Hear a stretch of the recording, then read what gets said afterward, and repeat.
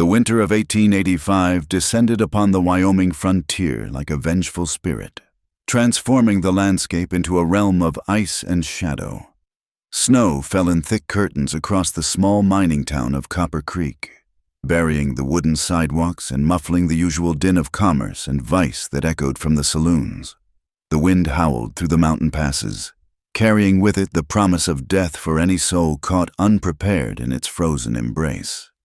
Eliza May Collins pulled her threadbare shawl tighter around her shoulders as she swept the floor of Morrison's general store. At 22, she had already lived a lifetime of hardship. Her parents had succumbed to cholera during the journey west when she was barely 7, leaving her to survive on the charity of strangers and the strength of her own will. Her hands, once soft as a child's, now bore the calluses of 15 years of labor, washing, mending, cleaning, whatever work would keep a roof over her head and bread in her stomach. The store was her latest employment, and old Samuel Morrison had been kinder than most. He paid her $2 a week and allowed her to sleep in the small storage room behind the counter. It wasn't much, but in a frontier town where women without family or husband were viewed with suspicion, it was a blessing she didn't take lightly. That December morning started like any other. Eliza had risen before dawn, kindled the fire in the pot-bellied stove, and begun preparing the store for the day's business. The shelves were stocked with the necessities of frontier life: flour, coffee, ammunition, fabric, and tools. A glass case near the register held the more valuable items: pocket watches, a few pieces of jewelry left in pawn, and a small leather pouch containing the week's receipts. Morrison arrived as the pale winter sun crept above the eastern mountains, stamping snow from his boots and grumbling about the cold. He was a widower in his 60s, with rheumy eyes and hands that shook slightly from age or drink. Eliza was never certain which. "Morning, Mr. Morrison," she greeted him, continuing her work. He grunted in response, hanging his coat on the peg by the door. "Check the receipts from yesterday. Girl, something didn't seem right when I counted last night." Eliza nodded, though she had already reconciled the ledger twice the previous evening. Morrison had been growing increasingly paranoid about money lately, convinced that someone was stealing from him. She suspected his failing memory was more to blame than any thief, but she kept such thoughts to herself. The morning passed quietly. A few customers braved the cold: Mrs. Henderson purchasing flour for baking, Jack Turner buying ammunition for hunting, and several miners stocking up on tobacco and whiskey. Eliza served each with quiet efficiency, making careful notes in the ledger. It was near noon when Morrison's agitation began to show. He paced behind the counter, muttering to himself and repeatedly checking the cash drawer. Finally, he turned to the glass case and let out a strangled cry. "The money! The receipts are gone!" Eliza looked up from where she was arranging canned goods. "Sir, don't play innocent with me." Morrison's face had turned an alarming shade of red. $300, gone, and you're the only one with access to that case besides me. "Mr. Morrison, I would never—" "Liar!" He stumbled forward, grabbing her wrist with surprising strength. "I took you in when no one else would hire a vagrant, and this is how you repay me." The accusation hit Eliza like a physical blow. She had worked honestly her entire life, pride being one of the few possessions that truly belonged to her. "Please, sir, there must be some mistake. Let me check the ledger again." But Morrison was beyond reason. He dragged her toward the door, shouting at the top of his lungs, "Thief! I've caught a thief!" The cold air hit her like a slap as they emerged onto the street. Morrison's cries quickly drew a crowd: miners heading to the saloon for their midday drink, women pausing in their errands, children peering from behind their mothers' skirts. In a town starved for entertainment, an accusation of theft was as good as a hanging. "This girl stole $300 from my safe," Morrison declared, still gripping Eliza's wrist hard enough to leave bruises. "I demand justice." The crowd's mood shifted like quicksilver. Faces that had shown her polite indifference or mild kindness now twisted with suspicion and anger. In a frontier town, theft was a serious crime. It could mean the difference between survival and starvation. between keeping a business running and losing everything. "String her up," someone shouted from the back. "No trial needed for a thief," another voice added. Eliza tried to speak, to defend herself, but her words were drowned in the rising tide of accusations. The crowd pressed closer, their breath forming clouds in the frigid air. She recognized many of them, people she had served in the store, nodded to on the street, even helped when they were short a few cents for their purchases. Thomas Bradshaw, the self-appointed leader of the town's vigilance committee, pushed through the crowd. He was a large man with a face scarred by smallpox and eyes that held no warmth. Well, always suspected there was something off about you. Girl, no family, no husband, drifting from job to job. Honest women don't live like that." "I'm not a thief," Eliza managed to say, her voice steady despite the fear coursing through her veins. "Search my room. Search my possessions. You'll find nothing because I took nothing." Words of a desperate criminal. Bradshaw sneered. He turned to the crowd. "What say we mark her so everyone knows what she is?" A murmur of agreement rippled through the gathering. Someone produced a rope, and Eliza found her hands being bound behind her back, the rough fibers cutting into her skin. The crowd's energy had taken on a fevered quality, fed by righteous anger and the base excitement of witnessing punishment. They dragged her to the blacksmith's shop, where the forge burned hot despite the winter cold. Eliza's heart pounded as she realized their intention. She struggled, but strong hands held her fast. "Please," she begged, abandoning pride for survival. "I'm innocent. At least give me a trial." "Trials for folks who deserve it," Bradshaw said, selecting an iron rod from the forge. At its end, the word thief glowed orange hot. "This is frontier justice." The pain, when it came, was beyond description. The iron seared through the fabric of her dress and into the flesh of her upper arm. Eliza screamed, the sound torn from her throat and lost in the wind. The smell of burning flesh and fabric filled the air, making several in the crowd step back. When it was done, Bradshaw surveyed his work with satisfaction. "Now everyone will know what you are, but that ain't enough for stealing from honest folk." They loaded her onto a horse, still bound, her arm throbbing with agony. The crowd followed as they rode out of town, past the last scattered buildings and into the wilderness. The mountains loomed around them, their peaks lost in low-hanging clouds that promised more snow. 5 miles from town, where the forest grew thick and the wind cut like a blade, they stopped. Bradshaw pulled her from the horse, and she fell hard into the snow, unable to catch herself with her bound hands.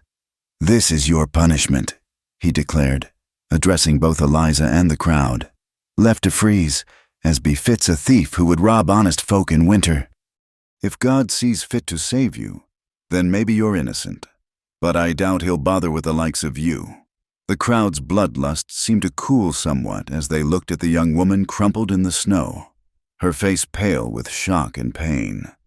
A few shifted uncomfortably, but none spoke against Bradshaw's decree. The frontier had its own harsh code, and once the wheels of vigilante justice began turning, they were difficult to stop. One by one, they mounted their horses and began the ride back to town. Eliza watched them go, her vision blurring with tears that froze on her cheeks. Soon, she was alone except for the wind and the darkening sky. She struggled to her feet, knowing that to remain still was to die. Her arm burned with pain, the brand a constant reminder of the injustice done to her. The temperature was dropping rapidly as afternoon gave way to evening, and she had no coat, no gloves, no protection against the killing cold. "Branded a thief and left to freeze," she whispered to herself, the words carried away by the wind. She began to walk, not knowing where she was going, knowing only that movement might keep her alive a little longer. The snow was knee-deep in places, and each step was an effort. As darkness fell over the Wyoming wilderness, Eliza Collins stumbled forward into the unknown, leaving a trail of footprints that the falling snow would soon erase. Behind her lay everything she had known. Ahead, only the promise of cold, darkness, and death. Unless, by some miracle, the harsh frontier that had condemned her might also provide salvation in a form she could never have imagined. The Wyoming wilderness at night was a realm of shadows and deadly cold. Eliza stumbled through the deepening snow, her body shaking violently as the temperature plummeted. The thin dress she wore, already torn from her struggle with the mob, offered no protection against the wind that cut through the fabric like knives of ice. Her bound hands had long since gone numb, the rope cutting off circulation and making balance nearly impossible. Each step became a monumental effort. The snow reached her thighs in the drifts, and she had to lift her legs high to make any progress. Her breath came in ragged gasps, forming clouds of vapor that the wind immediately tore away. The branded wound on her arm throbbed with each heartbeat, a burning contrast to the freezing of the rest of her body. The forest pressed in around her, towering pines whose branches groaned under the weight of snow, their dark shapes barely visible against the starless sky. Somewhere in the distance, a wolf howled, the sound raising primitive fears in her already terrified mind. She knew these mountains harbored bears, wolves, and mountain cats, all of which would find easy prey in a bound, freezing woman. "Keep moving," she whispered to herself through chattering teeth. "Just keep moving." But her body was betraying her. The violent shivering that had racked her frame began to subside, a dangerous sign she recognized from stories of travelers who had frozen to death. The cold was seeping into her bones, making her thoughts sluggish and confused. She stumbled over a hidden root and fell face first into the snow, the shock of the cold against her face momentarily clearing her mind. With tremendous effort, she struggled back to her feet. Her dress was now soaked through, the wet fabric freezing stiff against her skin. Ice crystals formed in her dark hair, and her eyelashes were white with frost. She tried to work her hands free of the rope, but her frozen fingers refused to cooperate, and the knots had tightened with the moisture. As she pushed forward through a small clearing, her mind began to wander. The pain and cold seemed to fade, replaced by a dangerous warmth. She saw her mother's face, gentle and smiling, reaching out to her. Her father stood behind, his kind eyes crinkled with laugh lines. "Mama?" she whispered, reaching toward the vision with her bound hands. "Papa?" The hallucination dissolved as quickly as it had appeared, leaving her alone again in the frozen darkness. Tears froze on her cheeks as she remembered their deaths, the fever that had taken them on the trail, leaving a 7-year-old girl to face the world alone. She had survived then through the kindness of strangers and her own determination. But now, there were no strangers to help, only the indifferent wilderness. "Branded a thief and left to freeze," she muttered again, the phrase becoming a mantra that kept her feet moving. Branded a thief and left to freeze. Time lost all meaning. Had she been walking for hours or minutes? The landscape all looked the same: snow, trees, shadows. She could no longer feel her feet, and several times she fell, each time finding it harder to rise. Her vision began to blur, darkness creeping in from the edges. It was during one of these falls that she heard it, the soft crunch of snow that wasn't from her own movement. She froze, terror cutting through her mental fog. Something was out there in the darkness, watching her, a predator, drawn by her weakness. She struggled to her feet, swaying dangerously. "Who's there?" she called out, though her voice was barely above a whisper. The response came not in words, but in movement. A figure emerged from between the trees, moving with a grace that her stumbling progress could never match. As it drew closer, she could make out details. A man on horseback, wrapped in furs, his face obscured by the darkness. This was it. Then, either death had come to claim her in human form, or one of Bradshaw's men had followed to ensure she didn't survive. She had no strength left to run, could barely stand. She lifted her chin, determined to face her end with whatever dignity remained to her. But the rider did something unexpected. He dismounted, his movements careful and deliberate. As he approached, moonlight breaking through the clouds illuminated his face, and Eliza gasped. This was no townsman come to finish Bradshaw's work. The man's features were distinctly Native American, high cheekbones, dark eyes that seemed to take in everything. long black hair braided and decorated with feathers and beads. He wore traditional clothing beneath a buffalo robe, leather leggings, moccasins that allowed him to move silently through the snow. At his belt hung a knife and what appeared to be a medicine pouch. He was perhaps 30 years old, with a face that might have been carved from the mountains themselves. He spoke, but the words were in a language she didn't understand. Lakota, though she didn't know it. His voice was deep and measured, lacking the harsh edge she had heard in the voices of the mob. When she didn't respond, he tried again, this time in accented but clear English. "You are dying, white woman." It wasn't a question. Eliza nodded. Beyond pride or pretense, yes. He circled her slowly, taking in her bound hands, her frozen state, and then his eyes found the brand on her arm. Even in the darkness, the wound was visible, red and angry against her pale skin. His expression, which had been neutral, darkened. "They marked you," he said. "Your own people did this. They said I stole. I didn't, but they didn't care about truth." The words came with difficulty, her lips almost too numb to form them. The man, Chaska, though she didn't yet know his name, studied her for a long moment. She could see him weighing his options. To help a white woman would bring trouble to his people. The Lakota had been pushed from their lands, forced onto reservations, their way of life under constant threat. Bringing an enemy among them, even one cast out by her own kind, was dangerous. But something in her eyes, perhaps, or the injustice of the brand on her arm, made the decision for him. He pulled a knife from his belt, and Eliza flinched, thinking the end had come. Instead, he moved behind her and cut the ropes binding her wrists. The relief was immediate and agonizing. Blood rushed back into her hands, bringing with it a pain that made her cry out. She fell to her knees, cradling her damaged wrists against her chest, without a word. Chaska removed his buffalo robe and wrapped it around her shoulders. The warmth was shocking after so much cold, and she shuddered violently as her body began to recognize how close to death she had come. He lifted her easily. She had lost weight during her time at Morrison's store, surviving on meager meals, and carried her to his horse. "My people will not be pleased," he said as he mounted behind her, holding her securely against his chest. "But I will not leave you to freeze. That is not the way of a true warrior." Eliza wanted to thank him, to explain, to do something, but darkness was claiming her. The last thing she remembered was the steady rhythm of the horse's movement, the warmth of the buffalo robe, and the strange safety she felt in the arms of a man her people had taught her to fear. Chaska guided his horse through paths invisible to white eyes, heading toward the winter camp of his band. The woman in his arms had stopped shivering, a bad sign. He urged his mount to greater speed, knowing that death walked close behind them in the frozen night. As they rode, he wondered what had possessed him to intervene. His grandfather would have said it was the spirits guiding his actions.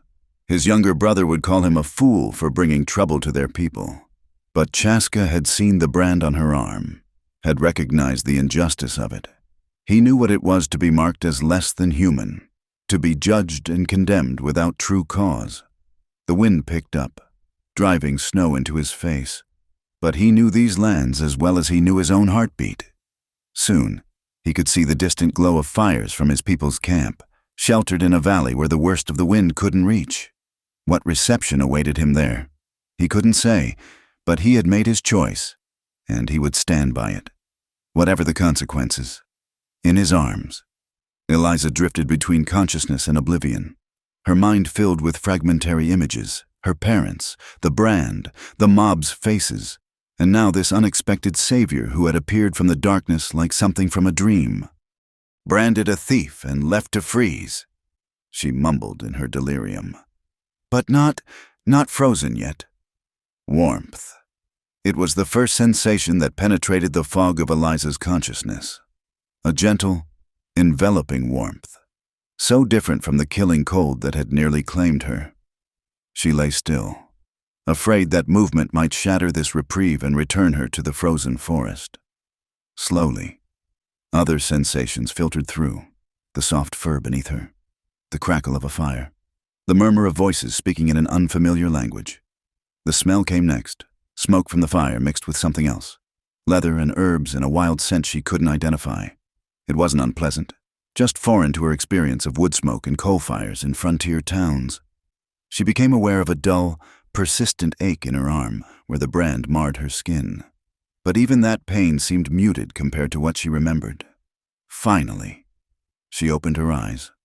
Above her stretched a canopy of buffalo hide, painted with symbols she didn't recognize. Horses, buffalo, geometric patterns that seemed to tell stories she couldn't read. She was inside a teepee, she realized. The conical structure she had seen from a distance but never entered. Firelight danced on the hide walls, creating moving shadows that gave the space an almost dreamlike quality. She tried to sit up, but her body protested with a wave of dizziness. A woman's voice spoke sharply in Lakota, and gentle hands pressed her back down. The woman who leaned over her appeared to be in her 40s, with kind eyes set in a weathered face. Her black hair was parted in the middle and hung in 2 long braids decorated with beadwork. "Rest," the woman said in accented English. "You are still weak from the cold." "Where?" Eliza's voice came out as a croak. "You are safe, in the camp of the Oglala Lakota. My son brought you here last night." The woman dipped a cloth in warm water and gently cleaned Eliza's face. "I am Winona. You were very close to joining the spirits." Memory flooded back. The brand, the mob, being left to die, and then the warrior who had appeared from the darkness. "The man who saved me." "Chaska. He is speaking with the council now." Winona's expression grew troubled. "Many are not pleased that he brought a Wasiku, a white person, to our camp. These are difficult times." Eliza understood. She had heard enough talk in town about the Indian problem, the tensions over land and broken treaties. That one of them would risk his standing with his people to save her. It was more than she could fully comprehend. "I didn't mean to bring trouble," she whispered. Winona studied her for a long moment. Then her eyes moved to the brand on Eliza's arm, visible where the blanket had slipped. "Your own people marked you as a thief.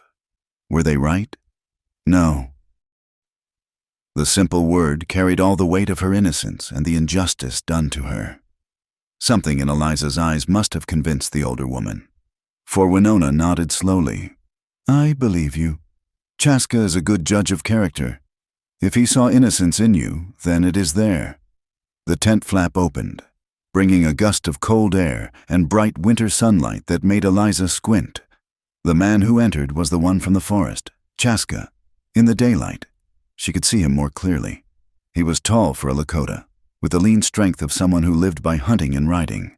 His face was serious, almost stern, but his dark eyes held intelligence and something else, compassion, perhaps. He spoke rapidly to his mother in Lakota, and Winona responded with equal speed. Eliza caught her own name, or rather, the word Wasiku, several times. Finally, Chaska turned to her. "You are awake. Good." He crouched beside her, maintaining a respectful distance. "The council has agreed you may stay until you are healed. After that," he shrugged. "After that, we shall see." "Thank you," Eliza managed. "I owe you my life. You owe me nothing. I did what was right." His eyes moved to her branded arm. "Tell me what happened." "The truth." So Eliza told him, her voice growing stronger as she spoke. She told him about her parents' death, her years of honest work, Morrison's paranoia, and the missing money she had never taken. She described the mob's fury, Bradshaw's cruel satisfaction as he pressed the hot iron to her flesh, and being abandoned in the wilderness to die. Chaska listened without interruption, his expression giving away little. When she finished, he was quiet for a long moment. "Your people are quick to judge and slow to seek truth," he finally said. "We have seen this ourselves." He stood to leave, then paused. "Rest. Heal.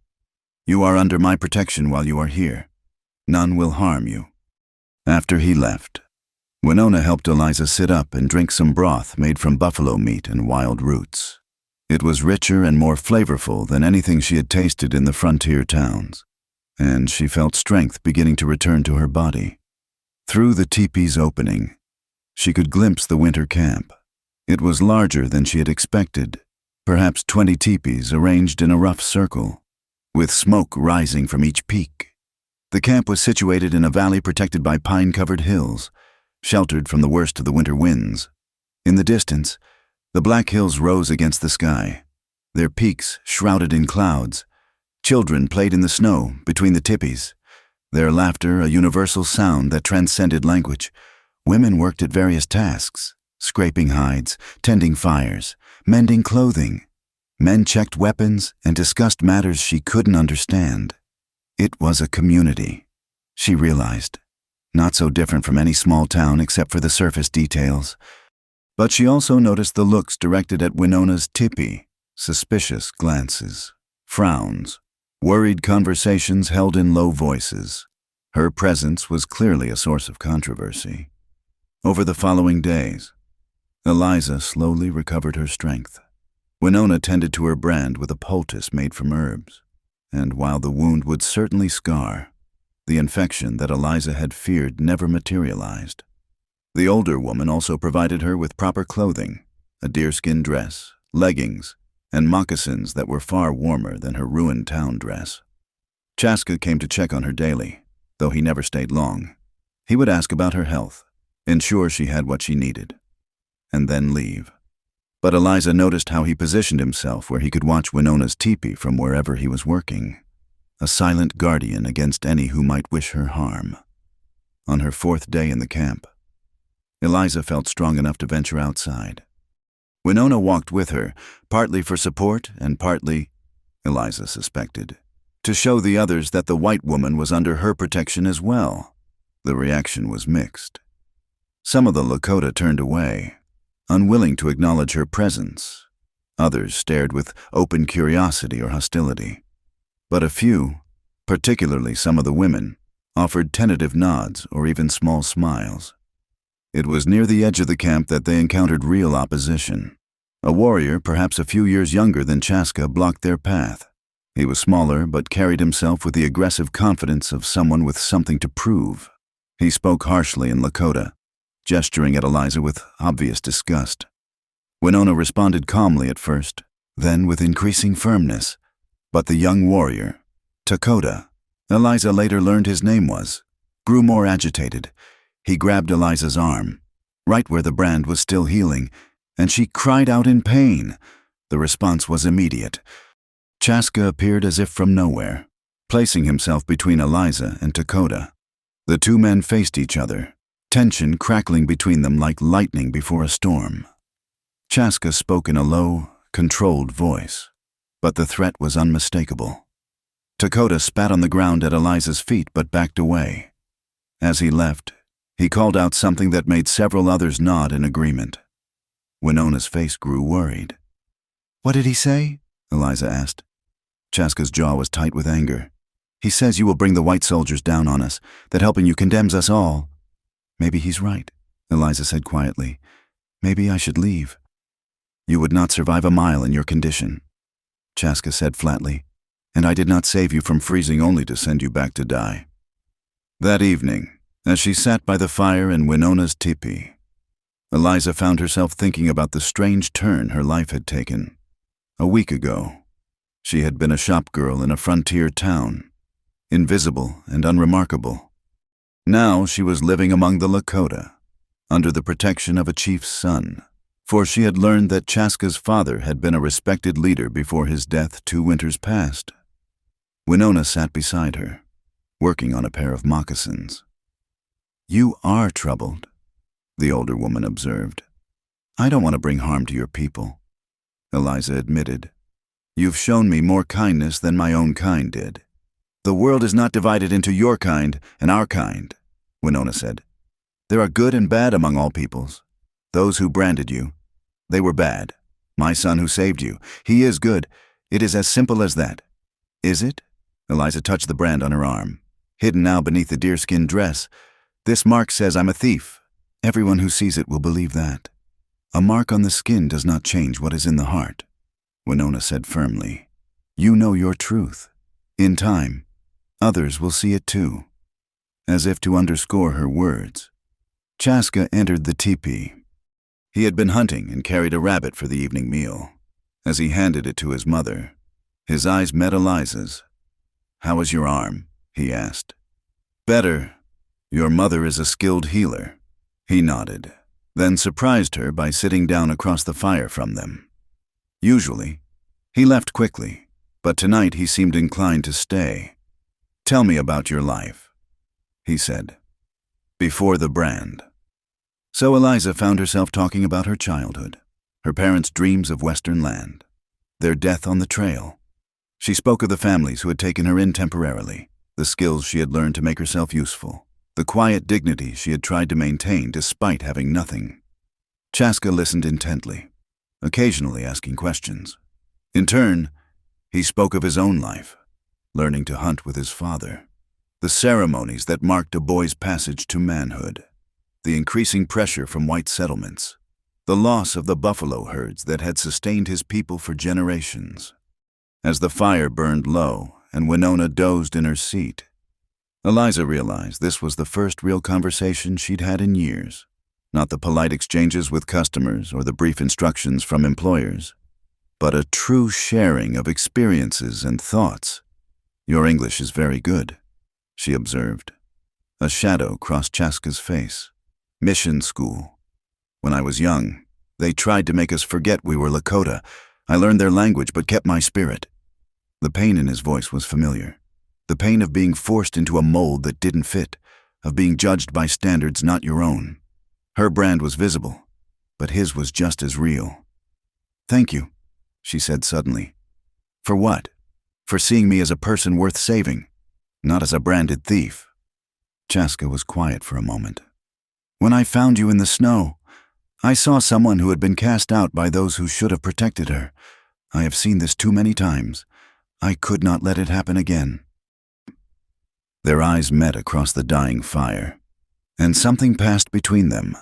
Understanding, perhaps, or recognition of kindred spirits marked by different but equally unjust wounds.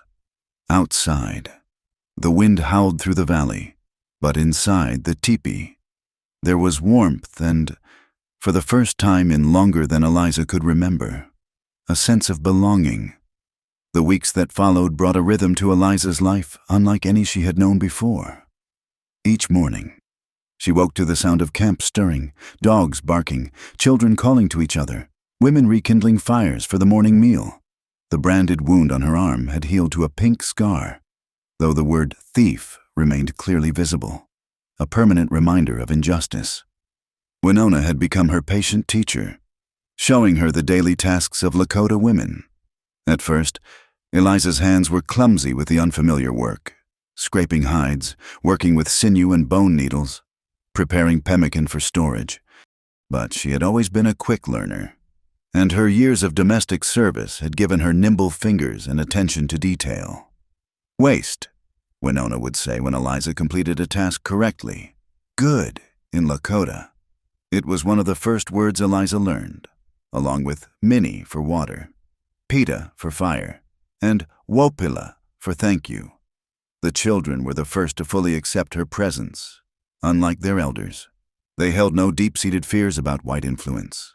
To them, she was simply a curiosity, a woman with pale skin and strange-colored eyes who was learning their ways. Little Kimama, a girl of perhaps 6 winters, had taken to following Eliza around the camp, chattering in a mix of Lakota and English, appointing herself as an unofficial language tutor. "You say wrong," Kimama would giggle when Eliza mispronounced a word. "Like this, Sunkawakin." She would patiently repeat the word for horse until Eliza got it right. It was through Kimama that Eliza began to understand the depth of what the Lakota had lost. The little girl would point to the empty plains beyond the camp and tell stories her grandfather had shared, of buffalo herds so vast they darkened the earth, of following the seasonal movements without fear of soldiers or boundaries, of a time when the Lakota were truly free. Chaska remained a constant but careful presence. He no longer needed to guard Winona's teepee. The immediate hostility toward Eliza had cooled to wary acceptance, but he still found reasons to be nearby.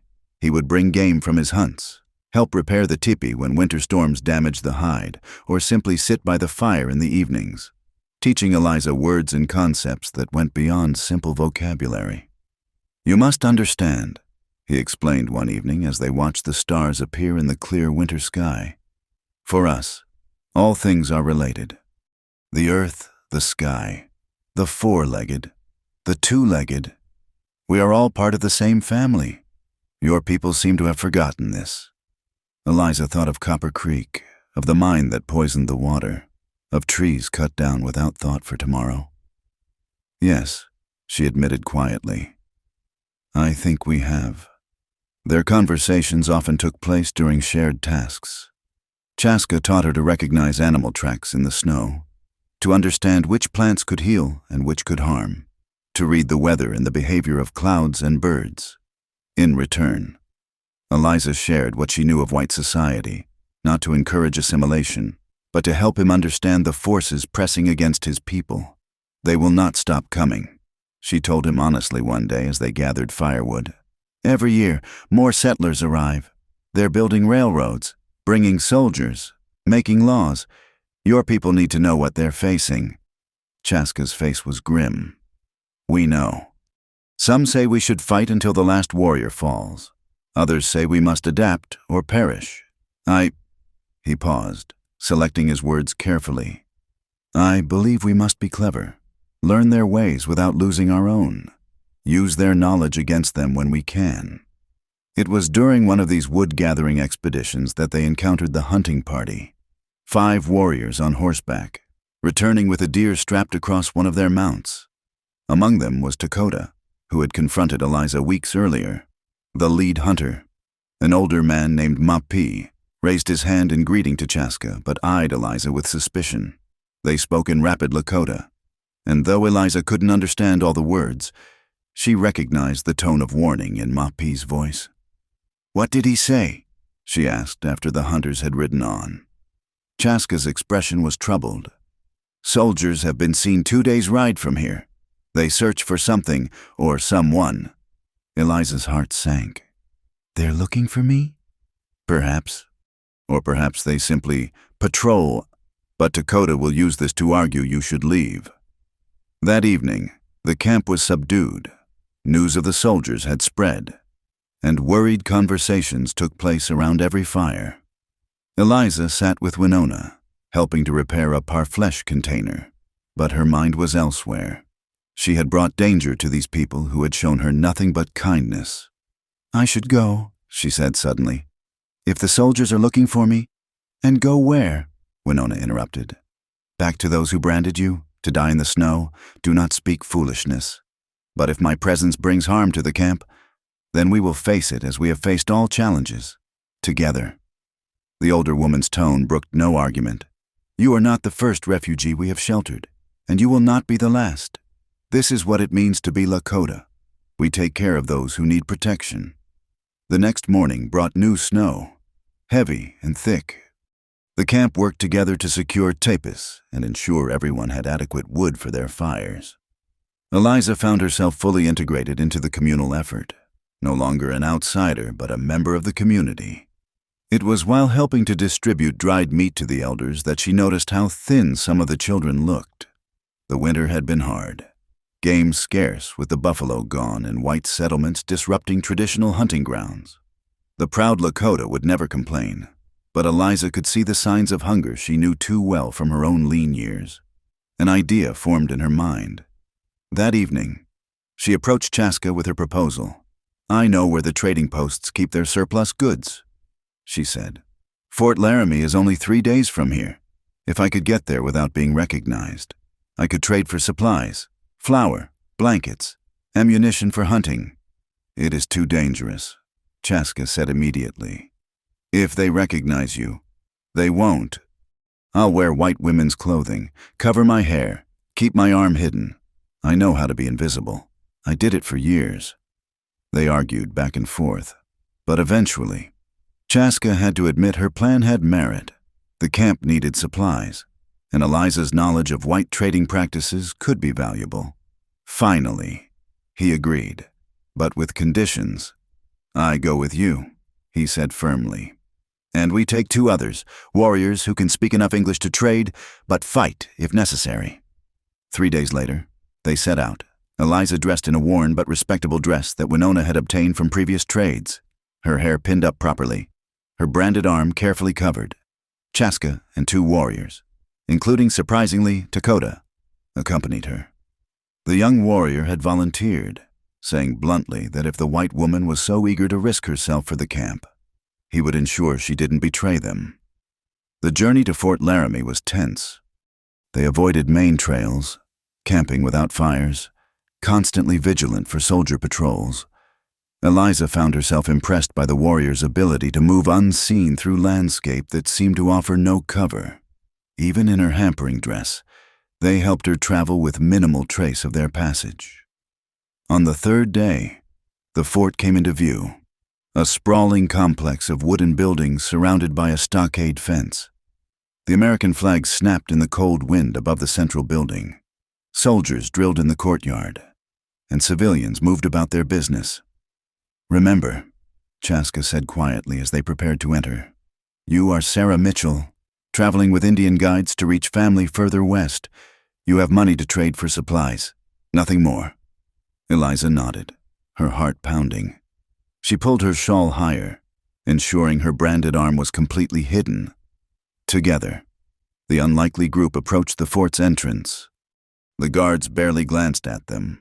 A white woman with Indian guides was common enough. Inside, the trading post was busy with soldiers, settlers, and a few Native Americans conducting business. Eliza forced herself to move with the quiet confidence of someone who belonged there. The trading went smoothly at first. She purchased flour, salt, coffee, and ammunition, paying with coins Chaska's band had accumulated through previous trades. The post operator, a grizzled man named Henderson, seemed more interested in profit than questions. It was as they were loading the supplies that disaster nearly struck. A familiar voice called out across the courtyard, "Well, I'll be damned. Boys, look who we got here." Eliza turned slowly, her blood running cold. Thomas Bradshaw stood 20 feet away, flanked by 2 other men from Copper Creek. His scarred face split into an ugly grin. "Thought you'd be frozen bones by now, girl. Seems you're tougher than you look." His eyes narrowed as he took in her companions. "Or maybe you found some new friends, Indians harboring a thief. Now that's interesting." Chaska stepped forward slightly, his hand moving casually near his knife. Lakota and the other warrior flanked Eliza protectively. The courtyard seemed to hold its breath. "I think you're mistaken," Eliza said, surprising herself with the steadiness of her voice. "My name is Sarah Mitchell. I don't know you." Bradshaw laughed harshly. "Nice try, but I'd recognize that pretty face anywhere. Branded you myself, didn't I? Why don't you show everyone that arm of yours?" A crowd was gathering, drawn by the confrontation. Soldiers paused in their duties, hands moving to weapons. The situation balanced on a knife's edge. It was Lakota who acted. He stepped forward and spoke in broken but forceful English. "This woman under our protection. She good woman. She help our people. You," he pointed at Bradshaw, "you bad man. You lie." The unexpected defense from the warrior who had once opposed her presence gave Eliza courage. She straightened her spine and met Bradshaw's gaze directly. "This man speaks truth," she said loudly enough for the crowd to hear. "I've done nothing wrong except trust the wrong people. If anyone here represents law and justice, I'll gladly tell my story. But I won't be judged by vigilantes and thugs who burn innocent women." A murmur ran through the crowd. The fort commander, drawn by the commotion, pushed through the gathering. Captain Reynolds was a stern man with gray whiskers and tired eyes. "What's the disturbance here?" he demanded. Bradshaw started to speak, but Reynolds cut him off with a gesture. "I'll hear from the lady first." Taking a deep breath, Eliza told her story. She spoke of Morrison's false accusation, the lack of evidence or trial, the mob's violence, and being left to die. She kept her voice calm and factual, letting the horror of the event speak for themselves. When she finished, Reynolds turned to Bradshaw. "Is this true? You branded this woman and left her in the wilderness without trial?" Bradshaw's confidence wavered. "She's a thief." Morrison said. "Morrison says many things." Reynolds interrupted.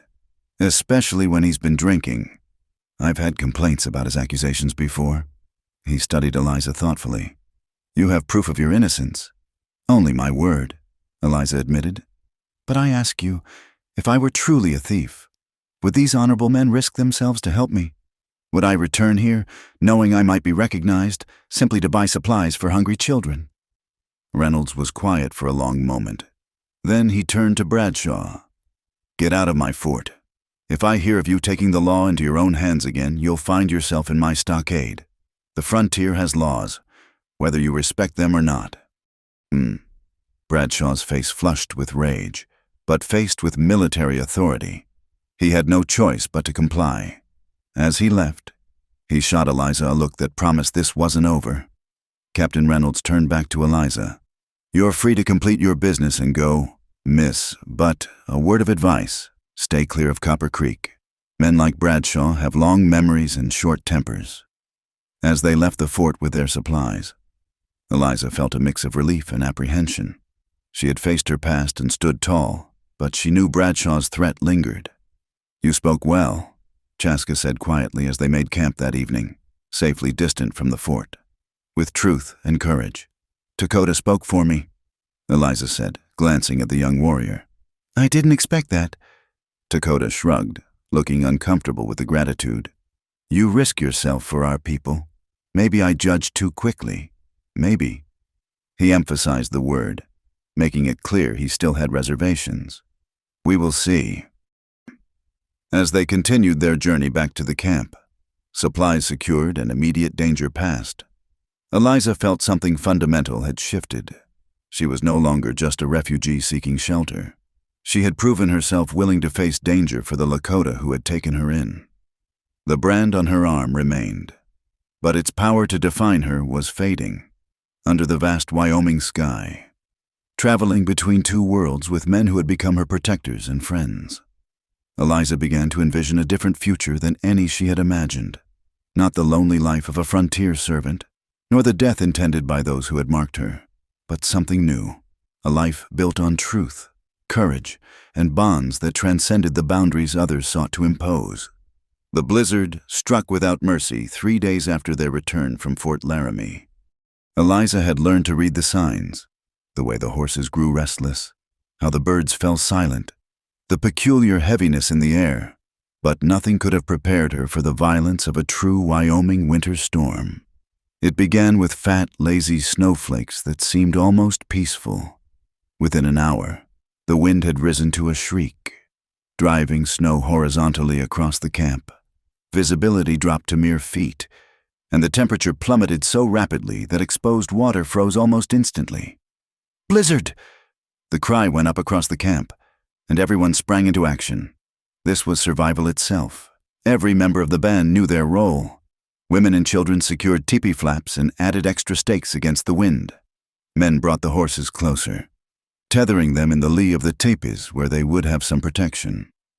Eliza worked alongside Winona, stuffing dried grass into any gap where wind might enter.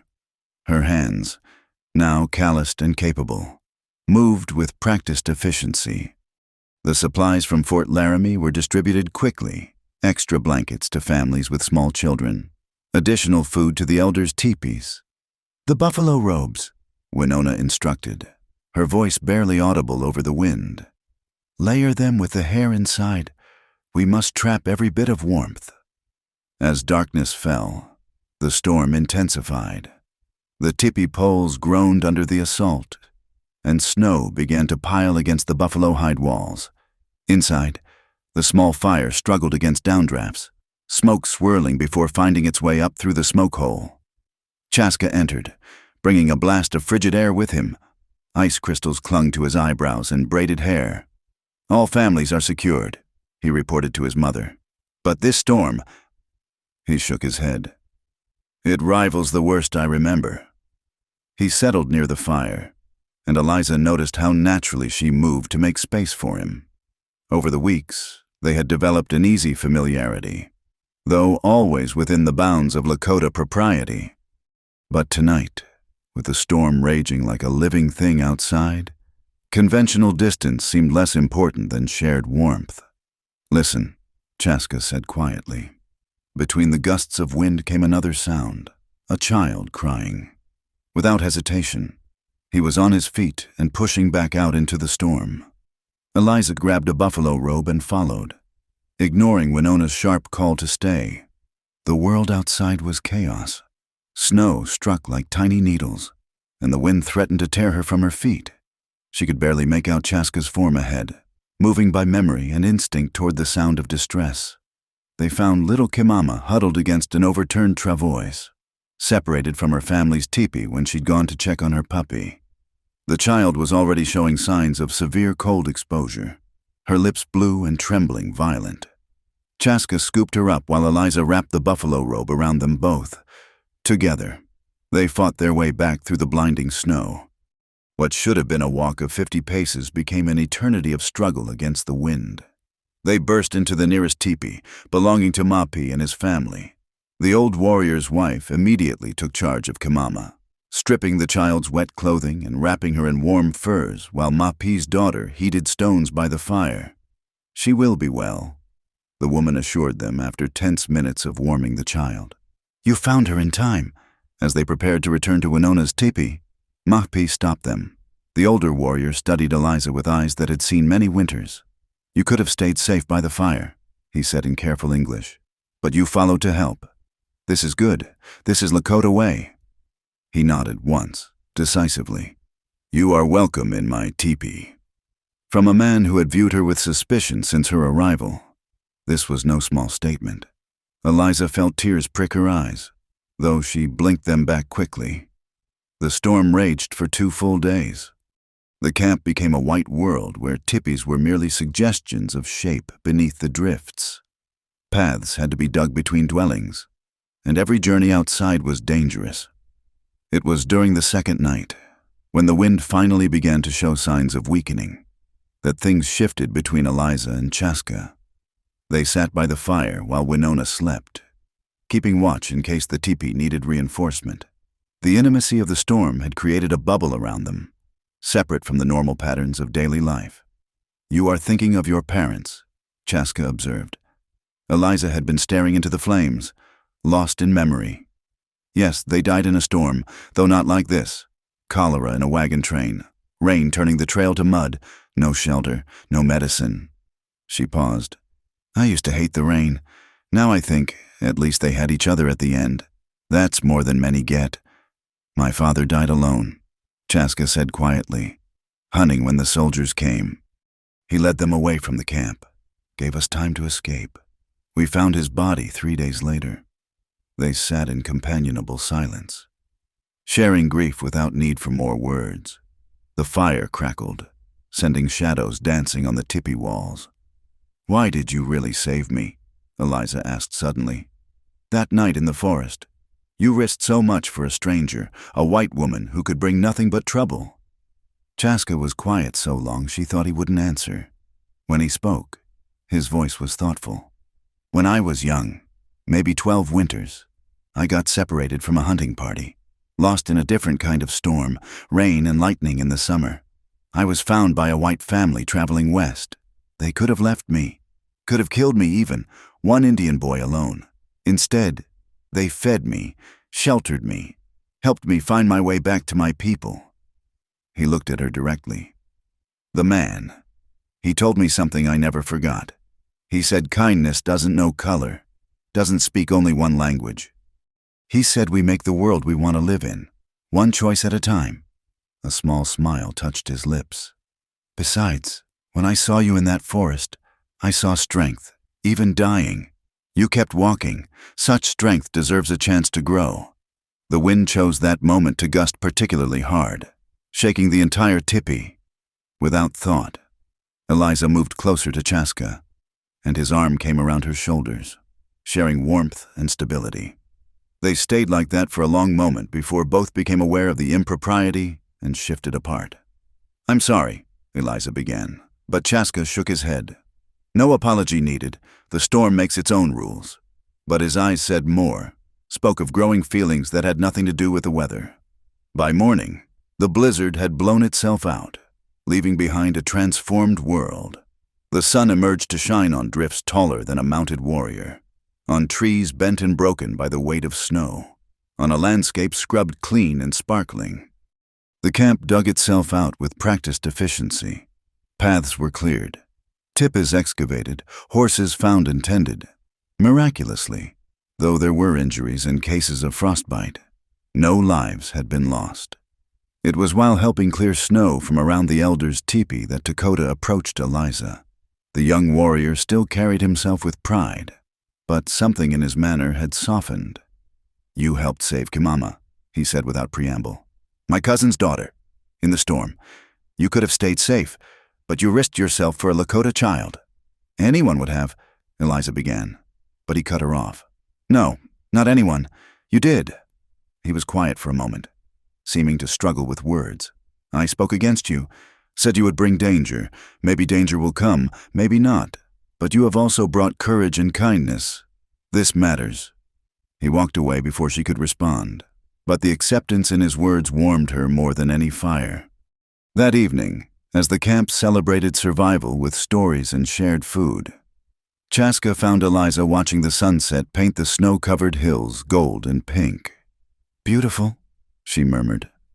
"Yes," he agreed, though his eyes were on her rather than the landscape. She turned to face him, aware of the charge between them that had nothing to do with static from the dry air. "Chaska, I know," he said softly. "I feel it too. But there are obstacles. Your people, my people, the differences between us." "When has anything in my life been without obstacles?" Eliza asked with a rueful smile. She raised her arm, where the brand was hidden beneath her sleeve. "I've been marked, cast out, left to die. I've learned that what others think matters less than what we choose." Chaska caught her hand, his touch gentle. "You speak wisdom, but this is not a choice to make lightly.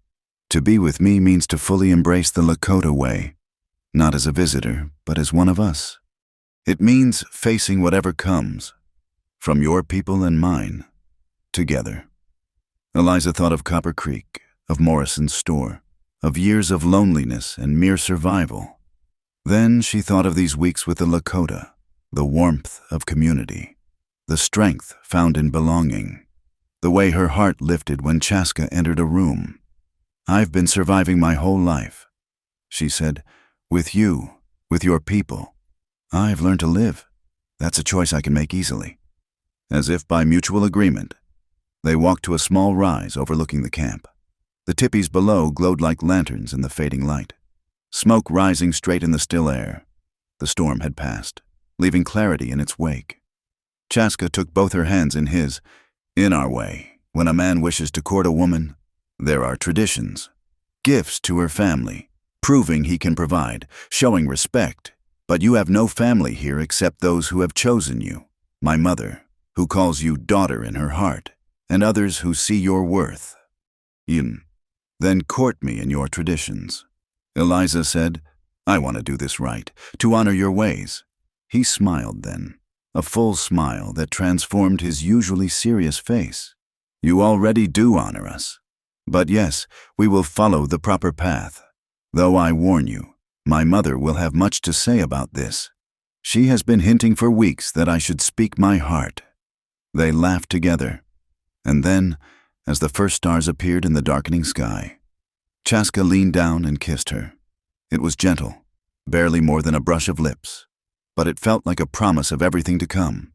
When they returned to camp, many knowing looks followed them, and Winona's satisfied smile said she had indeed been waiting for this development. But there were also nods of approval, acceptance of what was growing between the chief's son and the white woman who had proven herself in storm and struggle. That night, as Eliza settled into her buffalo robes, she reflected on how much had changed. The brand on her arm remained, would always remain, but its power to define her had been replaced by something stronger: love, belonging, and the choice to forge a new path. Outside, the winter night was crisp and clear, the storm's fury replaced by profound peace, and somewhere in the darkness, Wolves howled. Not the threatening sound she had once feared, but the wild music of the land she was learning to call home. The sound of horses, many horses, woke the camp just after dawn. Eliza had learned to distinguish between the normal sounds of their own herd and the approach of strangers. These were strangers, riding hard and with purpose. "Soldiers!" The cry went up from the sentries, and the camp erupted into controlled urgency. Women gathered children, men checked weapons, and everyone prepared for what might come. They had drilled for this possibility, but reality brought a sharp edge of fear. Chaska appeared at Winona's teepee, his face grim. "Stay inside," he told Eliza. "Keep your arm covered. Say nothing unless directly asked." But Eliza had already made a different decision. "If they're looking for me, hiding will only make things worse for everyone. Let me face them." "No," he said sharply. Then, softer, "Eliza, please, let us handle this." She touched his face gently. "You taught me about courage. Let me use it." Before he could stop her, she stepped outside. The morning sun glinted off the brass buttons and rifle barrels of 24 cavalry soldiers who had surrounded the camp. At their head rode a lieutenant she didn't recognize, young and trying to look stern. But behind him, her heart sank to see Thomas Bradshaw and 3 other men from Copper Creek, including Samuel Morrison himself. "That's her!" Morrison's voice was shrill with excitement. "The thief! I told you these savages were hiding her!" The lieutenant held up a hand for silence. "I'm Lieutenant Parker. We've had reports of a white woman being held captive by this band. I'm here to investigate and ensure her safety." Eliza stepped forward, head high. "I'm no captive, Lieutenant. I'm here by choice." Bradshaw sneered. "Choice? Show them your arm, girl. Show them what you are." A murmur ran through the gathered Lakota. Many understood enough English to follow the exchange. Dakota and several other warriors had positioned themselves strategically, hands near but not on weapons. "My name is Eliza May Collins," she said clearly. "These men accused me of theft without evidence, branded me like an animal, and left me to die in a blizzard. The Lakota found me and saved my life. They've shown me more justice and kindness than my own kind did." Lieutenant Parker frowned. "Is this true? You were branded?" Slowly, with dignity. Eliza rolled up her sleeve. The word thief stood out stark against her pale skin. Gasps came from some of the soldiers. Frontier justice was one thing, but the branding of a woman clearly disturbed them. "Where's your evidence of theft?" Parker asked Morrison. The old man shifted in his saddle. $300 went missing. She was the only one with access. "Besides yourself," Eliza interrupted. "Did you search my belongings? Did you find your missing money? Did you even look for it before you let them do this to me?" Morrison's face reddened. "Don't you dare question me. You lying—" "Enough," Parker said sharply. He studied Eliza thoughtfully. "You claim innocence? Can you prove it? Can he prove guilt?" Chaska stepped forward, speaking in clear English. "In your laws, is not a person innocent until proven guilty? Or does that only apply to white citizens?" The lieutenant's jaw tightened. "You are?" "Chaska, son of Chief Makto. This woman is under my protection and that of my band. She has committed no crimes here. She helps our people, teaches our children, tends our sick. If these men want her, they must prove their accusations or leave in peace." Bradshaw spat on the ground. "Indian lover. Should have known she'd end up with her own kind, thieves and murderers." The insult was too much. Several warriors stepped forward, weapons now clearly ready.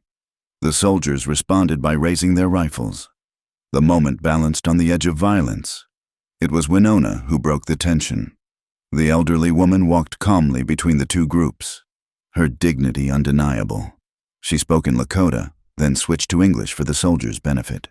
"Enough blood has been spilled between our peoples. This woman came to us broken by your justice. We healed her. She has become one of us. If you want war over one innocent woman, then you are not the civilized men you claim to be." Lieutenant Parker seemed to wrestle with himself.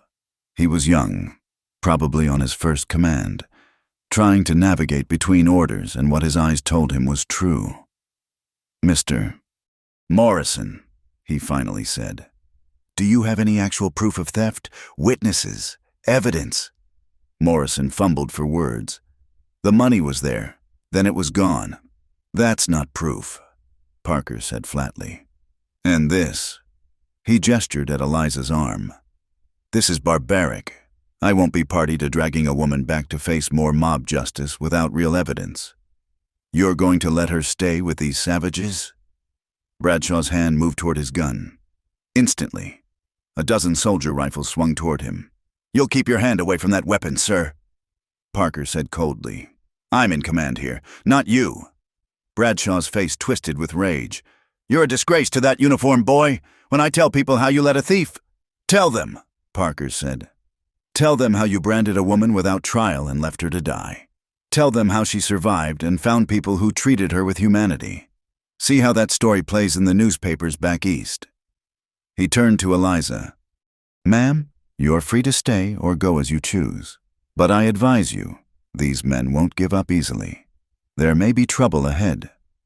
There's been trouble all my life, Lieutenant, Eliza replied. At least here I face it with people I trust. Parker nodded, then addressed Chaska. I'll report that I found no white captives here, only a woman who's chosen her path. But others may come. Be ready. As he turned to leave, Morrison made one last desperate attempt. You can't just leave her here. The money... Mr. Morrison, Parker said wearily. I suggest you check your books more carefully. Maybe check your whiskey consumption too. In my experience, missing money often has more to do with the bottle than with theft. The old man's face went white, then red. He opened his mouth, closed it, and finally turned his horse to follow the departing soldiers. Bradshaw lingered, his scarred face a mask of hatred. This isn't over, girl. You or your Indian friends step foot near any white settlement, and I'll see you hang. That's a promise. And if you come near this camp again, Lakota said, stepping forward, you will not leave it. That, too, is promise. For a long moment, the two men stared at each other. Then Bradshaw spat once more and spurred his horse after the others. The camp watched in tense silence until the soldiers and civilians disappeared over a ridge. Then, as if a held breath had been released, everyone began talking at once. Children who had been hidden appeared from teepees, and normal life slowly resumed. But Eliza noticed the worried looks, the quiet conversations among the elders. This confrontation had ended peacefully, but it was a reminder of how precarious their situation was. That evening, a council was called. Eliza was invited to attend, a rare honor that showed how fully she had been accepted. The elders sat in a circle in the largest teepee, passing the pipe and speaking in turn. Makpi spoke first, his weathered face grave. The soldiers will report back. More may come. The white settlement grows angry. This brings danger to all. Others voiced similar concerns. Some suggested moving the camp deeper into the mountains. Others argued they should stand their ground. The debate was respectful, but intense. Finally, Chaska stood to speak. Eliza has brought us no more danger than we already faced. The whites press us from all sides regardless, but she has also brought us knowledge, medicine skills, and courage. She risked herself to get supplies for our children. Is this not worth something? The young warrior speaks truth, an elder woman named Wikapi said. But we must think of all our people. What does the woman herself say? All eyes turned to Eliza. She stood slowly, her heart pounding. In Lakota mixed with English, she addressed the council. I am grateful beyond words for your protection and acceptance. You saved not just my life, but my spirit. I would never willingly bring harm to this band. She paused, choosing her words carefully. If the council believes I should leave for the good of all, I will go. But if you allow me to stay, I pledge to use everything I know to help protect and provide for this band. I am not just hiding here. I am choosing to stand with you, whatever comes. The council deliberated late into the night. Eliza waited in Winona's teepee, Chaska sitting silently beside her. Neither spoke, but his presence was comforting. Finally, Mapi entered. The council has decided. You may stay. You are one of us now. Your troubles are our troubles, as ours are yours. Relief flooded through Eliza. Winona embraced her, and even Lakota nodded approvingly from the entrance. But, Moppy continued, we must be more careful. Scouts will watch for soldiers. We will prepare to move quickly if needed. And you. He looked at Eliza. Must learn to defend yourself as a warrior would. Over the following days, the camp settled into watchful normalcy. True to Moppy's words, Eliza began training with weapons, knife work with the women, basic rifle skills with patient warriors who no longer saw her as an outsider. It was during one of these sessions that Chaska found her practicing with a bow, her shots going consistently wide of the target. You think too much, he said, adjusting her stance. Feel the shot. Don't plan it. His hands on her arms, guiding her position, sent warmth through her that had nothing to do with exertion. Since the night of their kiss, they had maintained proper distance in public, following courtship traditions, but everyone knew they were paired, waiting only for the formal ceremonies when the weather warmed. Like this. She drew the bowstring back. Yes, now breathe out and release. The arrow flew true, striking near the target's center. Eliza laughed with delight, turning to face him. For a moment, they stood close, the pretense of lesson forgotten. I wish, she began, then stopped. What do you wish? That we could have met differently. That there wasn't so much standing between us. My past, the anger of the town, the danger I bring. Chaska set down the bow and took her hands. Without your past, you would not be who you are. Without the trials, you would not have found your strength. I would not wish any of it away, because it brought you to me. The brand is a mark of their blindness, not your guilt. When I see it, I see a woman who survived injustice and chose to live with truth. He touched her cheek gently. That is who I am choosing to spend my life with. That night, as Eliza helped Winona prepare the evening meal, the older woman spoke quietly. My son has chosen well. You have a good heart, but hard times are coming. I feel it like winter wind. Eliza nodded. I know. Bradshaw won't forget. And there are others who think like him. Then we must be strong. Together. We are stronger than apart. Winona smiled. Besides, I am eager for grandchildren.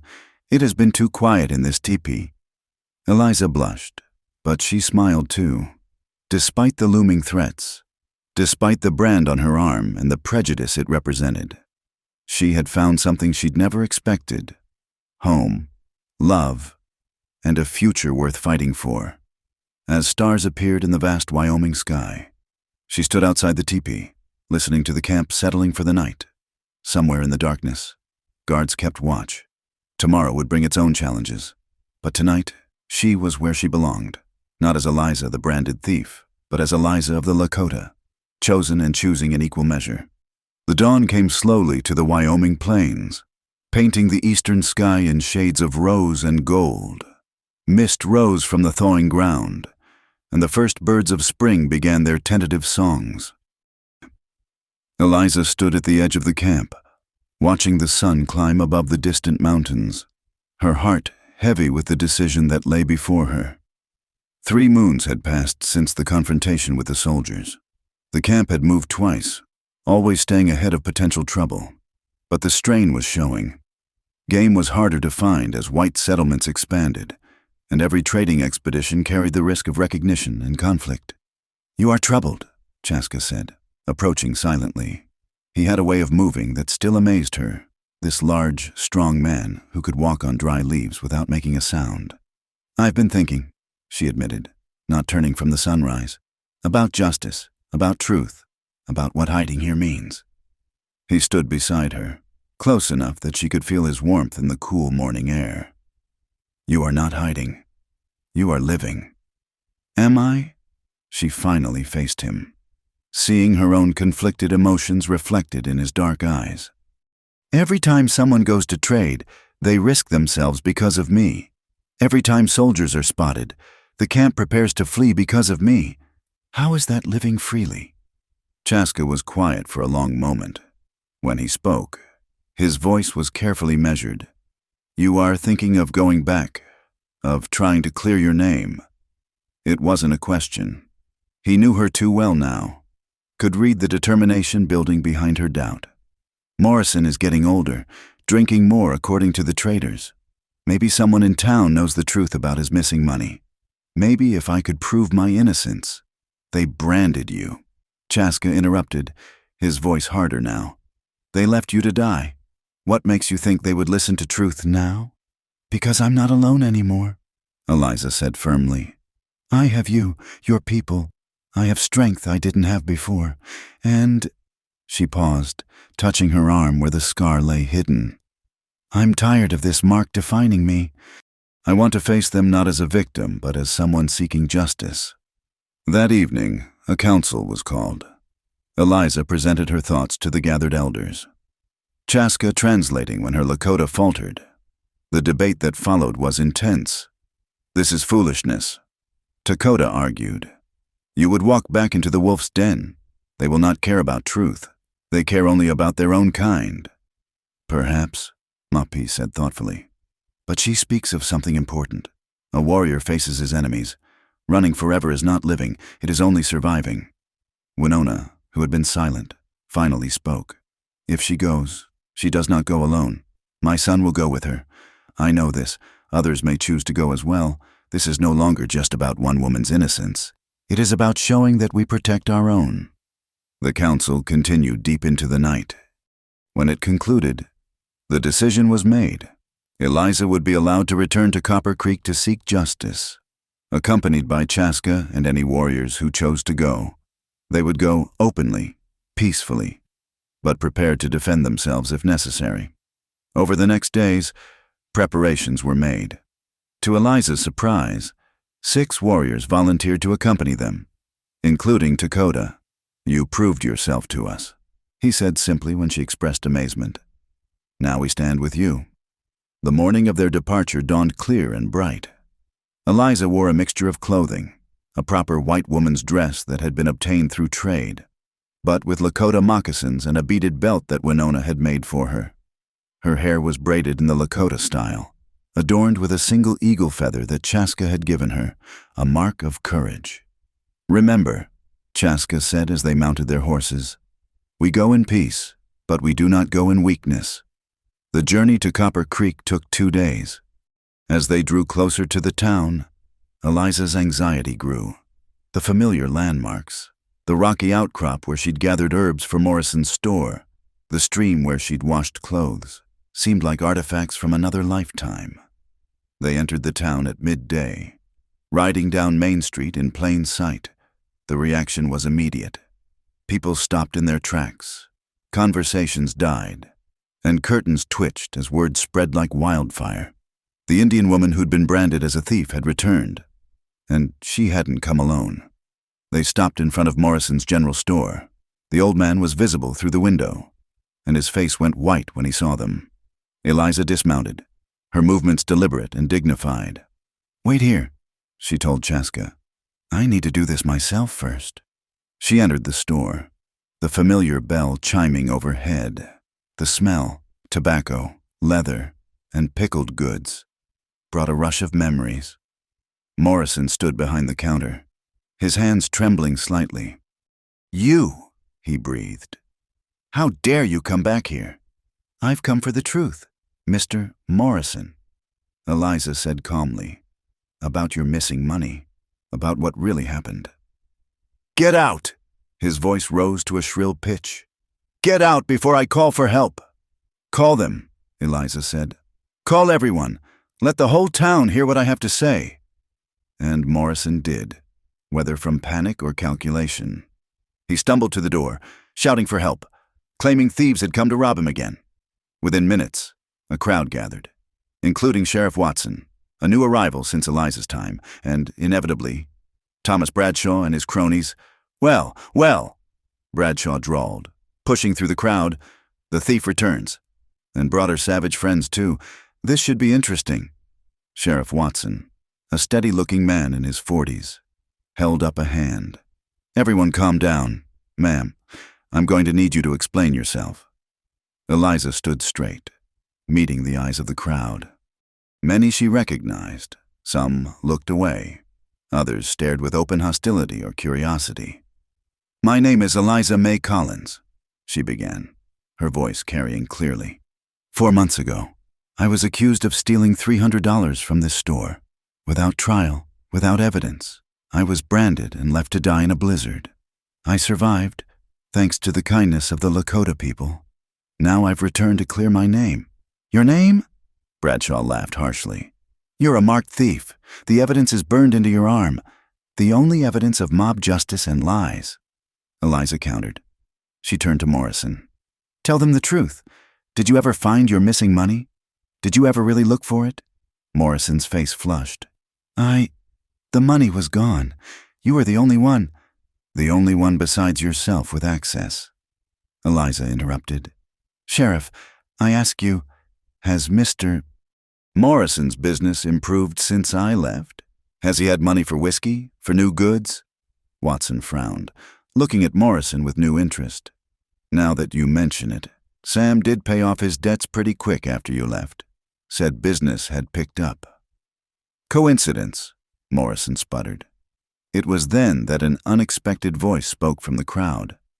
"No, it ain't."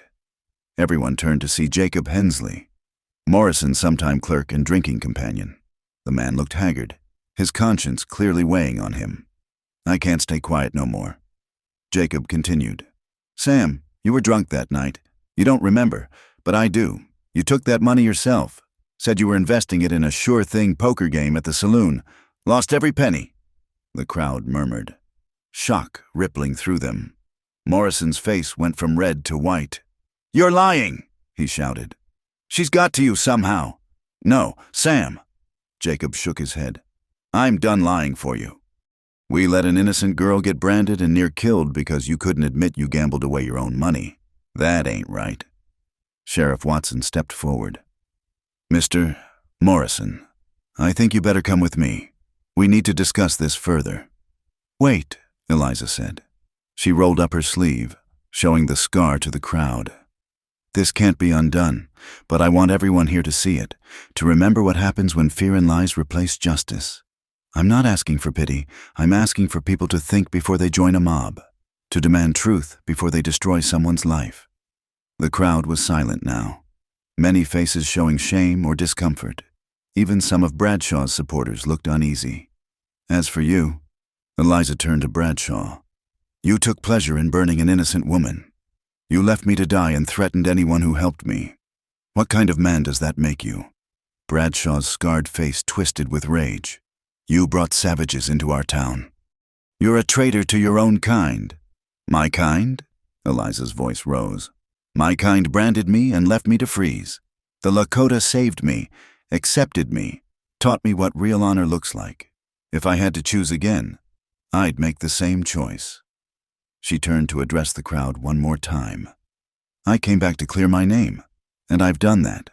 But I also came to show you that I'm not afraid anymore. This brand you gave me? It's a reminder, not of shame, but of survival. Not of guilt, but of the failure of your justice." With that, she turned and walked back to where Chaska and the warriors waited. The crowd parted silently to let her pass. As she mounted her horse, Sheriff Watson called out, "Ma'am, for what it's worth, I'm sorry for what was done to you. It weren't right." Eliza nodded acknowledgement. "Thank you. Sheriff, see that it doesn't happen to anyone else." As they prepared to leave, a young woman broke from the crowd, Mary Henderson, whose mother had been one of the few to show Eliza occasional kindness. "Wait!" Mary ran up to Eliza's horse. I wanted to say, we knew it was wrong. Some of us knew, but we were afraid to speak up." "I'm sorry." Eliza looked down at the girl, seeing her own younger self, powerless and afraid. "Find your courage," she said gently. "Speak up next time. That's all any of us can do." They rode out of Copper Creek with dignity, leaving behind a town forced to confront its own ugliness. Morrison would face some consequences, though Eliza doubted they'd be severe. Bradshaw remained free, his hatred intact but his influence diminished. As they made camp that evening, miles from town, Lakota approached her, You showed great courage today, speaking truth to those who didn't want to hear it. Did it change anything? Eliza asked, suddenly weary. Morrison might pay a fine. Some people feel guilty. But the next time they're afraid or angry, change is slow, Chaska said, joining them. Like water wearing away rock, but you planted seeds today. Some will grow. That night, as they sat around the fire, Eliza felt a strange mix of emotions. She had faced her past and spoken her truth. The brand remained on her arm, but its power over her was broken. She was no longer Eliza, the branded thief. She was simply Eliza, a woman who had survived injustice and chosen her own path. Do you regret going back? Chaska asked quietly. No, she said firmly. I needed to face them, to show them and myself that they didn't break me. But I'm glad to be going home. Home, he repeated, smiling. Yes, you are going home. As the stars emerged overhead, Eliza leaned against Chaska's shoulder, feeling the solid warmth of his presence. Tomorrow, they would return to the Lakota camp. There would be challenges ahead. There always were. But she would face them with truth, courage, and the strength of knowing who she was and where she belonged.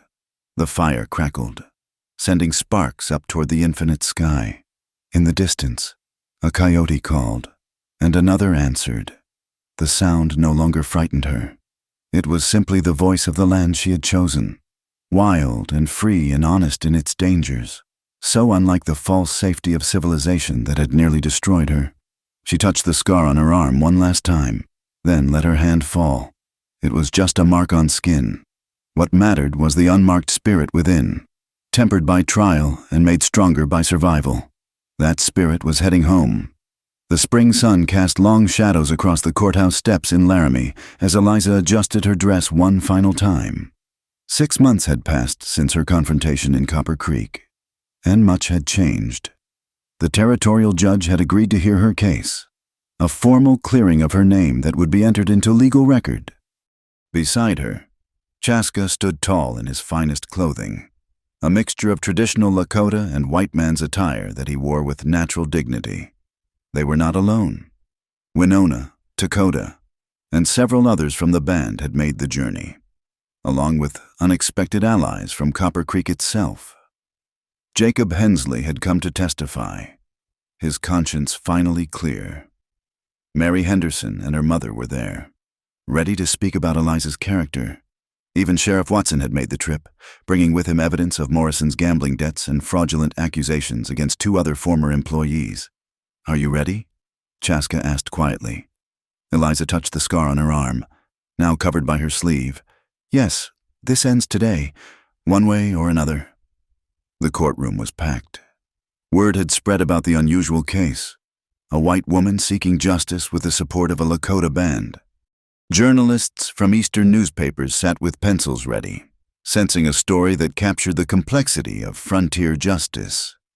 Judge Theodore Armstrong, a man known for his fairness despite the prejudices of the time, called the court to order. This is a hearing to consider the clearing of Miss Eliza May Collins' name regarding accusations of theft. Miss Collins, please step forward. Eliza rose, walking to face the judge with steady steps. She told her story simply and clearly, the false accusation, the mob justice, the branding, being left to die. She showed the scar to the court, hearing gasps from those who hadn't known the full extent of what had been done. And you survived how? The judge asked. I was found by Chaska of the Oglala Lakota. He and his people saved my life, nursed me back to health, and gave me shelter when my own people had cast me out. The testimony continued. Jacob Hensley, sweating and nervous, admitted to knowing about Morrison's gambling and lying to protect him. Sheriff Watson presented his evidence. Mary Henderson spoke about Eliza's kindness and honesty during her time in Copper Creek. Then came a surprise witness, Lieutenant Parker, the young officer who had refused to drag Eliza back by force. Your Honor, he said, I've seen plenty of guilty folks in my time. This woman wasn't one of them. What was done to her was a travesty of justice. Morrison himself had been subpoenaed but failed to appear. Having fled the territory when word of the hearing spread, his absence spoke louder than any testimony. Finally, it was Chaska's turn to speak. He stood before the court, his English clear and measured. Your Honor, among my people we have a saying, the soul would have no rainbow if the eyes had no tears. Eliza came to us broken by injustice, marked by cruelty, but she did not let bitterness consume her. She learned our ways, helped our children, tended our sick. She proved that courage and truth know no color, no boundaries. I speak for my people when I say she has shown more honor than those who branded her. The judge deliberated for less than an hour. When he returned, his expression was grave. Miss Collins, what was done to you was indeed a travesty. Based on the evidence presented, this court formally clears your name of all charges of theft. Furthermore, I'm recommending that territorial authorities investigate the practice of vigilante justice in Copper Creek. He paused, looking directly at Eliza. I cannot undo the physical mark you bear, but let the record show that Eliza May Collins is an innocent woman wrongly accused and brutally punished. May this verdict offer some measure of justice, however delayed. The courtroom erupted in mixed reactions, applause from some, muttered disapproval from others. But Eliza heard none of it. She felt Chaska's hand in hers, saw Winona's proud smile, and knew that the official verdict, while important, was not what truly mattered. Outside the courthouse, journalists crowded around them. Miss Collins, what will you do now? One called out. Eliza looked at Chaska, then at their Lakota family gathered around them. I'm going home, she said simply. To my people. You mean back to the Lakota camp? Another pressed. I mean home, she repeated, where I'm accepted for who I am, not judged for what others feared I might be. As they prepared to leave town, an elderly woman approached, Judge Armstrong's wife, Eleanor. She pressed something into Eliza's hand, a small leather journal. My dear, she said quietly, write your story, all of it. The world needs to hear about injustice faced and dignity maintained, about bridges built between peoples. Write it so others might learn. That evening, they camped by a clear stream under a canopy of stars. The legal vindication was official, but the celebration was quiet. Lakota style, shared food, gentle conversation, the peace of justice finally served. How does it feel? Dakota asked. To have your white man's law admit it's wrong? Eliza considered. Hollow. In some ways, it doesn't erase the pain or the scar. But necessary, too. Now there's a record. Now the truth is official. Truth was always truth. Winona observed. Paper doesn't make it more real. No, Eliza agreed. But sometimes paper makes people listen. The journey back to the main camp took 3 days. As they approached, children ran out to greet them. Having spotted the riders from afar, the entire band gathered to hear the news. And that night there was a feast of celebration. In the weeks that followed, Eliza and Chaska were married in a traditional Lakota ceremony. She wore a dress decorated with elk teeth and porcupine quills, her hair braided with sweetgrass. The scar on her arm was visible. She no longer hid it, but it seemed insignificant compared to the joy on her face. They built their own teepee at the edge of the camp, close enough to Winona for convenience, but far enough for privacy. Eliza continued her work as a bridge between worlds, helping the band navigate interactions with white traders and authorities, teaching the children English while learning more deeply about Lakota traditions herself. One evening, as she sat outside their teepee with Eleanor Armstrong's journal in her lap, Chaska found her writing by firelight. The story? He asked. Our story, she corrected. About fear and courage, injustice and redemption, about how love can grow in the most unlikely places. He sat beside her, and together they watched their adopted daughter, a young girl orphaned in a cholera outbreak, play with the other children. Little Sarah had arrived scared and suspicious, much as Eliza once had. Now she laughed freely, switching between English and Lakota with the ease of childhood. I've been thinking, Eliza said, about what that woman said, about others learning from our story. And maybe it's important, not for glory or attention, but to show that understanding is possible, that different peoples can be family, that justice, real justice, comes from seeing each other as human. Chaska nodded thoughtfully. Then write it true, the good and the bad, the fear and the hope. As if summoned by their conversation, a rider appeared on the horizon. As he drew closer, they recognized him as a scout from a neighboring band. He brought news. The government was pushing for a new treaty. More land cessations. More promises that would likely be broken. The challenges hadn't ended with Eliza's vindication. They never would. Not really. The world was changing, usually not in favor of the Lakota. But that night, sitting with her husband, watching their daughter play, Eliza felt the strength that came from facing those challenges with truth and courage.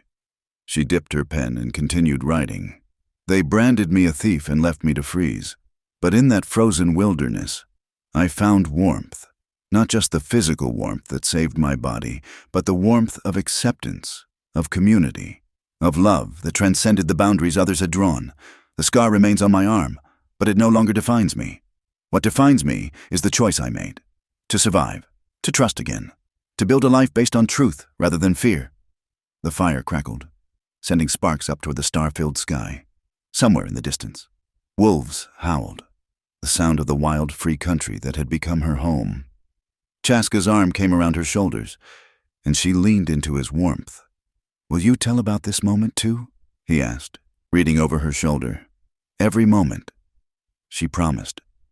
The whole truth of how a branded woman found justice, family, and love in the most unexpected place. As she wrote, she thought of all those who might read her words, other women facing injustice, other peoples divided by prejudice, other hearts yearning for a place to belong. Perhaps her story could light a small candle in their darkness, as the Lakota had lit one in hers. The autumn wind whispered through the camp, carrying the scent of wood smoke and home. Tomorrow would bring new challenges. It always did. But tonight, Eliza May Collins, once branded a thief and left to freeze, sat warm and loved in the embrace of family, writing the truth that no brand could ever erase. In the distance, thunder rumbled over the black hills, promising rain to nourish the earth. Eliza smiled, remembering another storm, another time, when she had stumbled through snow certain of death. How far she had traveled, not in miles, but in spirit. How much she had lost, and how much more she had gained. She touched the scar one last time, not in shame or sorrow, but in acknowledgement of the journey it represented. Then she turned the page in her journal and continued writing, chronicling a love story that had grown from the frozen ground of injustice into something beautiful, strong, and enduring.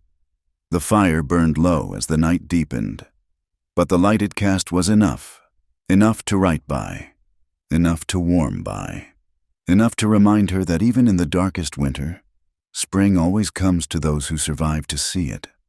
Thank you for listening to this Wild West love story. Where are you enjoying this tale from? Please subscribe to the From Wild West channel and share your thoughts about Eliza and Chaska's journey in the comments below. We'd love to hear what touched your heart in this story of justice, redemption, and love that transcends all boundaries.